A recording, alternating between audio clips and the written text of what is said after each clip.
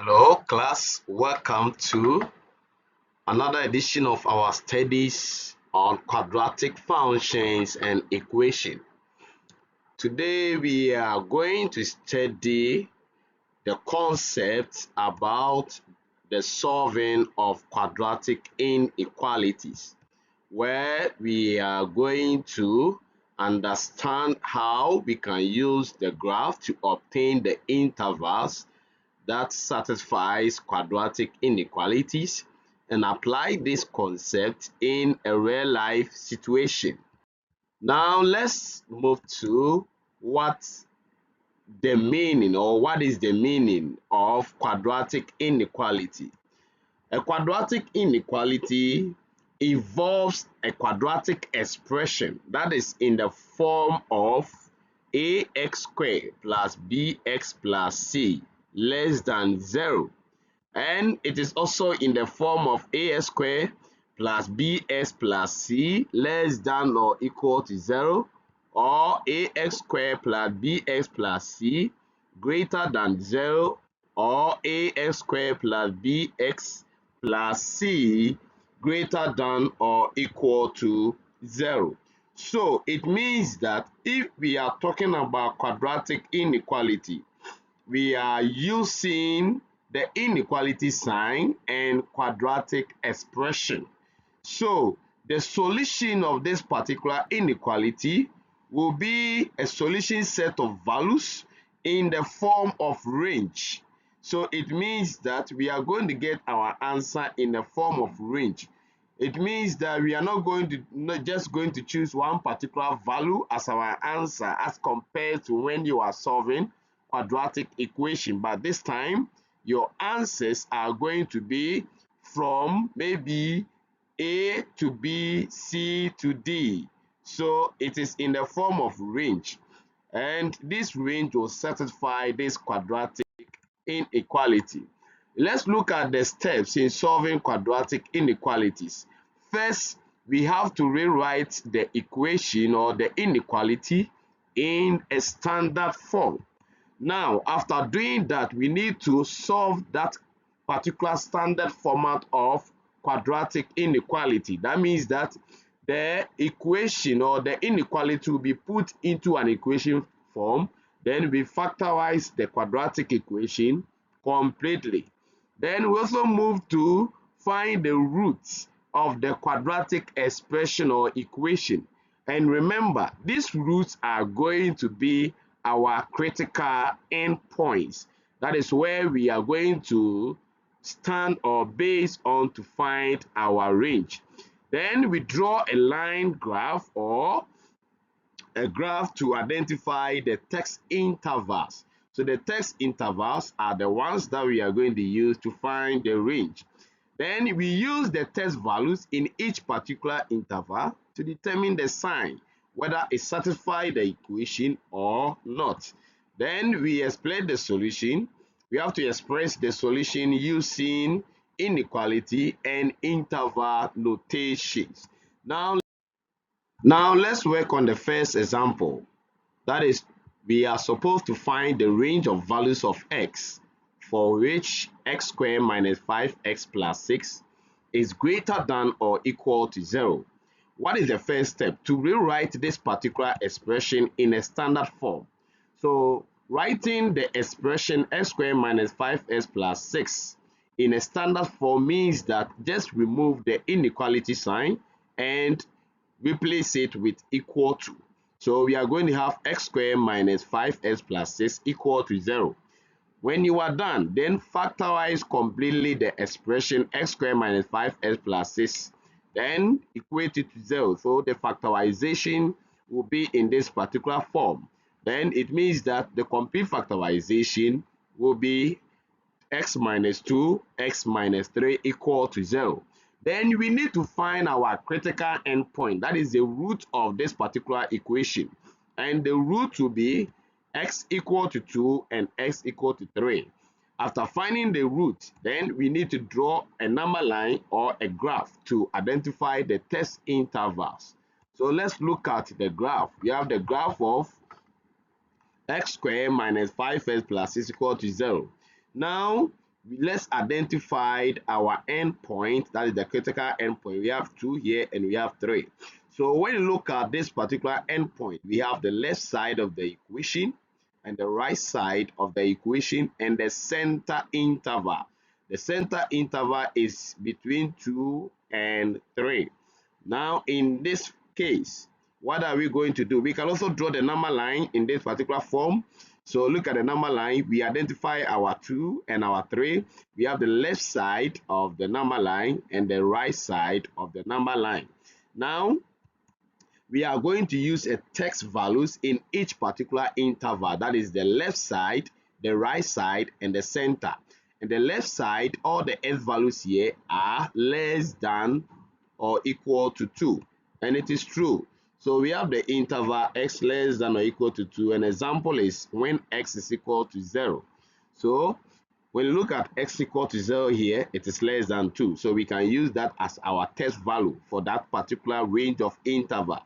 So when you substitute the 0 into the quadratic equation, our final results will be 6, and 6 is greater than 0, which means that all the values which is less than or equal to 2 satisfy this particular inequality. So we marked that in that range as our answer.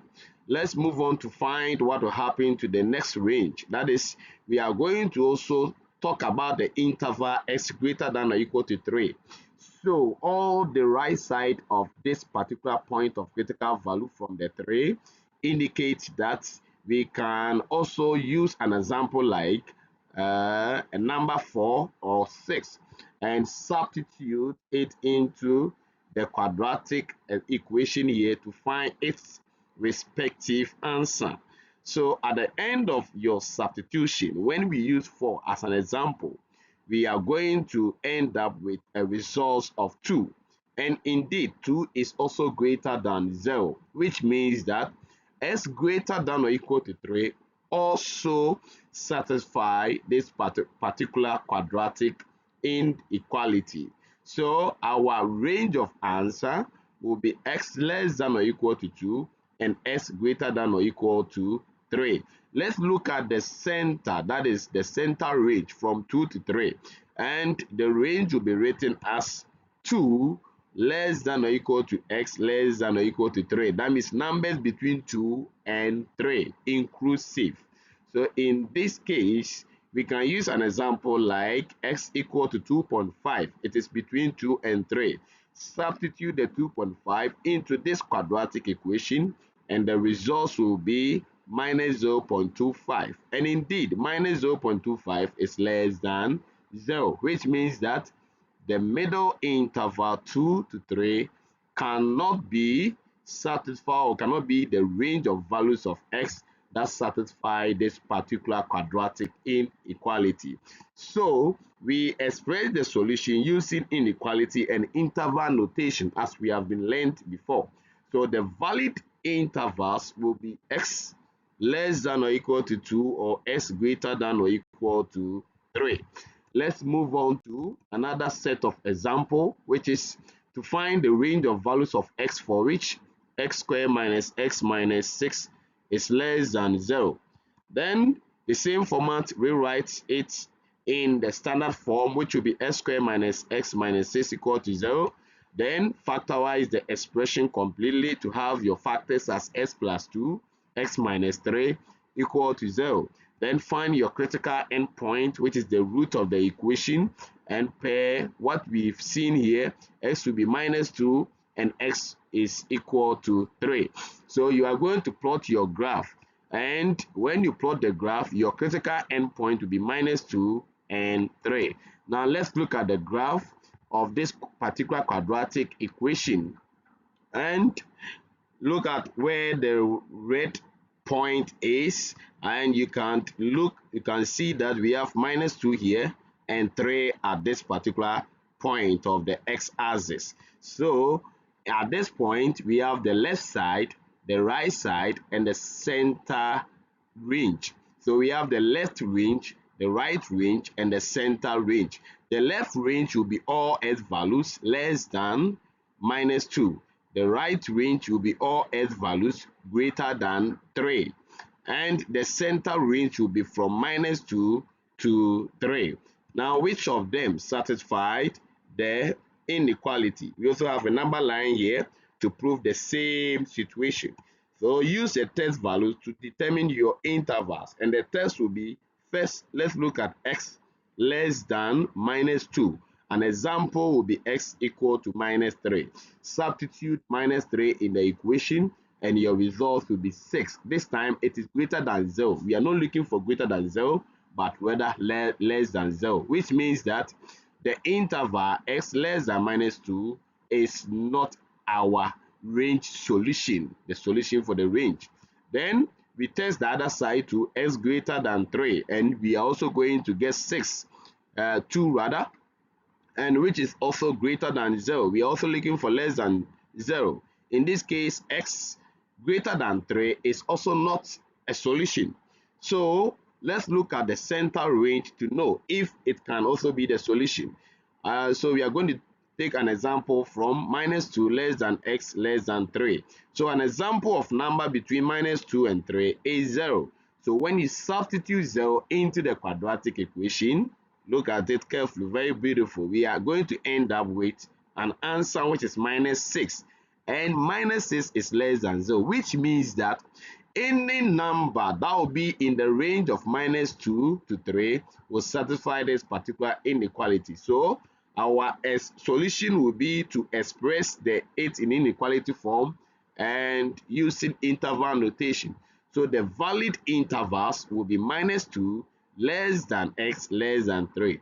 But I want us to understand a unique secret here. If the left side satisfies the inequality, it means automatically the right side will also satisfy the inequality. So if the left side denies access to the satisfaction, then it means that the right side will not also satisfy the inequality, and your answer will be automatically the center interval. So that is what has happened here. Now let's move to a practical real life example and real life application. A ball follows the path h of t equal to -5t squared plus 20t, where t represents the time. So find when the ball is at least 50 meters above the ground. So in this form, we are interested in the ball, or the time when the ball is 50 meters above the ground. So what are we going to do? It means that the function will be greater than or equal to 15. So when the 15 causes the function to this side, it will be negative. Now, what are we going to do? Remember, 5 is a factor of 20, 15 and 5 is sum. So we divide each side by 5, and our results will be -t squared plus 4t minus 3. We can try to make the t square positive by sending everything across the equal sign. When you do that, we are going to get t squared minus 4t plus 3 less than or equal to 0. Then what is going to happen is, we are going to write in the standard form, then factorize it completely like you see here. Then the root will be t equal to 1 and t equal to 3. Then when we are done, we plot our graph, and this is the graph showing the intervals where we have the critical point 1 and critical point 3. In this particular situation, we have the left side of the range, the right side of the range, then the center range. So the left side of the range is all s values less than 1, and the right side of the range is all s values greater than 3, and the center range will be 1 less than or equal to s less than or equal to 3.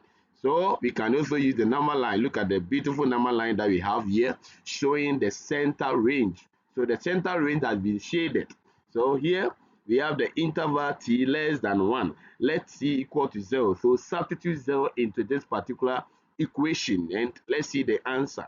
Our answer will be 3, and 3 is greater than 0, which means that the left side of the range, which is s less than t less than or equal to 1, does not satisfy this particular inequality. So as such, the right side will not also satisfy.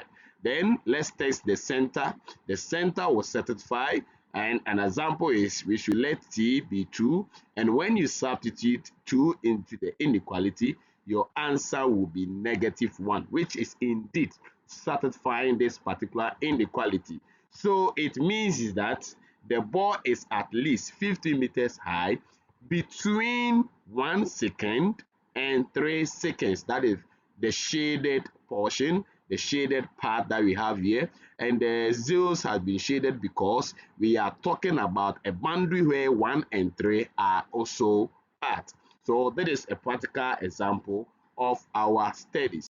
Now, let's come to the point where we need to understand where we normally get quadratic inequality.